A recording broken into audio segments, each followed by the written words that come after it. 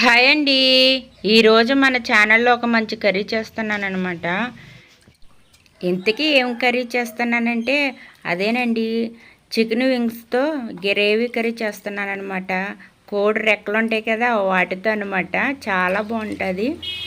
ఈ రెసిపీ ఎలా చేయాలో మొత్తం వీడియో అంతా చెప్తాను.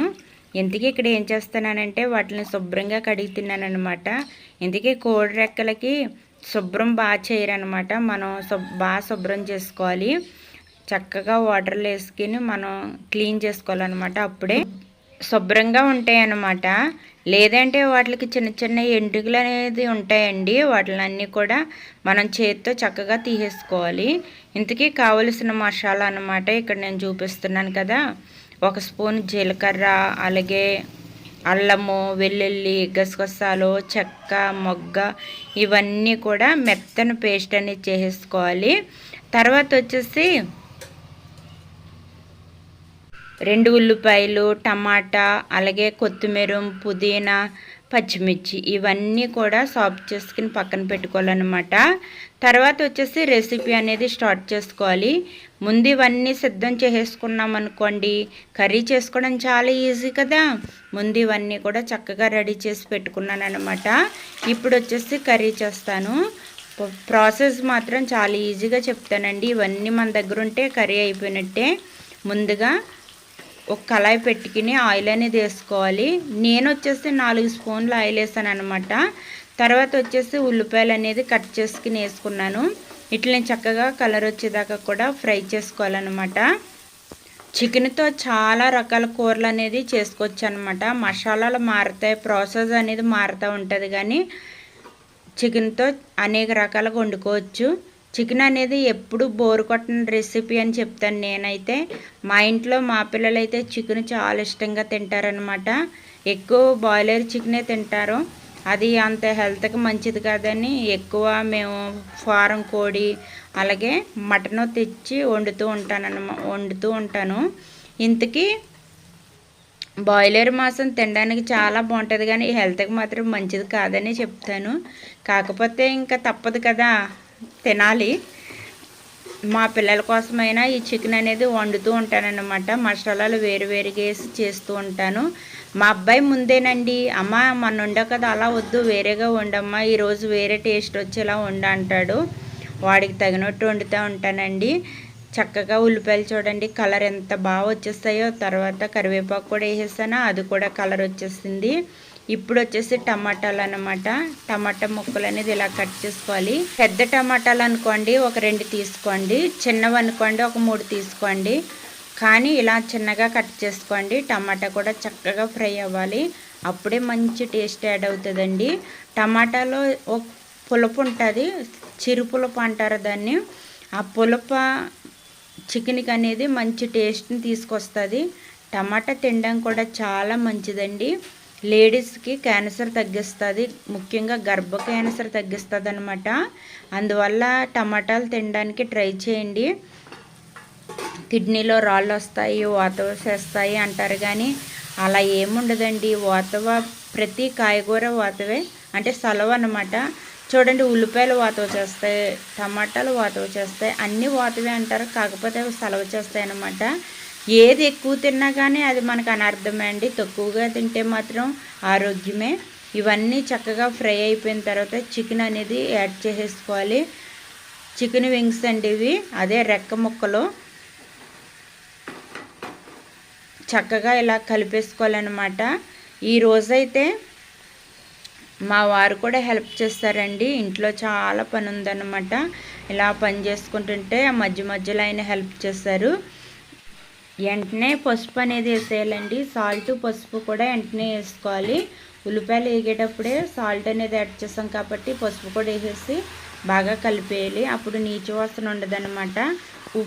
ఉప్పు అదే సాల్ట్ వేయడం వల్ల ఏంటంటే టేస్ట్ అనేది మిస్ అవ్వదు, అందువల్ల ముందే వేసేయాలి. ఈ 2 కూడా చక్కగా కలిపేసి బాగా పసుపు అనేది ఉల్లిపాయలు గ్రేవీ లాగా అయింది చూడండి, అది కూడా ఇలా ముక్కలకు పట్టేదాకా కలపాలన్నమాట. బాగా మామూలుగా కోడి మొత్తం తీసుకుని మనం కర్రీ చేసుకుంటాం కదా, దానికంటే కూడా ఇలా రెక్క ముక్కలు ఉంటాయి కదా, అవి తీసుకుని కర్రీ చేసుకుంటే ఎందుకో టేస్ట్ వేరేగా ఉంటుందండి. మీరు ఎప్పుడైనా ట్రై చేయకపోతే ట్రై చేయండి, బాగుంటుంది. షాప్ దగ్గర మనం ముందే చెప్తే వాళ్ళు తీసి ఇస్తారనమాట. అప్పటికప్పుడు వెళ్ళి ఇమ్మంటే ఎవరు కానీ ముందే వెళ్ళి మాకు ఇలా కావాలి అనేసి అడిగితే వాళ్ళు ఇస్తారు. సేమ్ చికెన్ రేటుకే ఇస్తారండి, వేరే రేట్ ఏముండదు. అవి ఎందుకు అండి, కూర మాత్రం మంచి టేస్ట్ ఉంటుంది. స్కిన్లెస్ తింటారు కదా, వాళ్ళకైతే నచ్చదండి. స్కిన్తో తినే వాళ్ళకి మాత్రం మంచి బాగుంటుంది. ఎప్పుడు ట్రై చేయకపోతే మాత్రం ట్రై చేయండి. ఈరోజు ఎందుకో నెత్తి వచ్చింది. చక్కగా ఇలా ఫ్రై అయిపోయిన తర్వాత వాటర్ అనేది రిలీజ్ అవుతుంది చూడండి. ఆ టైంలో మసాలా అనేది యాడ్ చేసేయాలి. ముందే చూపించాను కదా, అల్లము, వెల్లుల్లి, జీలకర్ర, అలాగే గసగసాలు, చెక్క, మొగ్గ ఇవన్నీ కూడా చక్కగా మెత్తను పేస్ట్ చేసి పక్కన పెట్టుకున్నాను కదా, అదంతా కూడా యాడ్ చేసేసుకోవాలండి. ఏం పక్కకి తీయక్కర్లేదు. నేను తీసుకున్న చికెన్కి కరెక్ట్గా తీసుకున్నాను అనమాట, సరిపోతుంది. ఇదంతా కూడా యాడ్ చేసి మూత పెట్టి కుక్ చేయాలండి. మంట మాత్రం మీడియంలో పెట్టాలి, హైలో పెట్టయితే మాత్రం మాడిపోతుంది. చూడండి, మీడియంలో పెట్టడం వల్ల చక్కగా వాటర్ అనేది రిలీజ్ అయిపోయింది. మనం వేరే వాటర్ ఏమీ అవసరం లేదనమాట. ఇలా చేస్తే అదే చికెన్కి వచ్చిన వాటర్ తోటి కూర అనేది ఉడికిపోతుంది అనమాట. తర్వాత వచ్చేసి చక్కగా ధనియాల పౌడరు, అలాగే చికెన్ మసాలా పౌడర్ అనమాట, వాటిని కూడా యాడ్ చేసుకుని చక్కగా కలిపేసుకోవాలన్నమాట. ఇంతకీ మీరు ఎప్పుడైనా ట్రై చేశారా ఇలా చికెన్ వింగ్స్? ట్రై చేయకపోతే ట్రై చేయండి, ట్రై చేస్తే ట్రై చేస్తామని కామెంట్ చేయండి. మన ఛానల్ని లైక్ చేయండి, షేర్ చేయండి, సబ్స్క్రైబ్ చేయండి. ఇలా నాకు సపోర్ట్ చేస్తూ ఉండండి. మీరు చేసే లైక్ వేరే వాళ్ళకి ప్రమోట్ చేస్తుంది అనమాట యూట్యూబ్ మన వీడియోస్ని. లైక్ చేయండి, చూసిన వాళ్ళు చూసినట్టు వదిలేక లైక్ చేస్తే మీరు చేసే లైక్ వల్ల ఏంటంటే మరికొంతమందికి ప్రమోట్ చేస్తుంది అనమాట యూట్యూబ్ అనేది. ఓకేనా? ఇలా కలుపుకున్న తర్వాత పచ్చిమిర్చి కూడా యాడ్ చేసి చూడండి, పచ్చిమిర్చి ఎంత బాగా కట్ చేస్తారో. ఈ పచ్చిమిర్చి కూడా యాడ్ చేసి బాగా కలిపేయాలి. కలిపేసి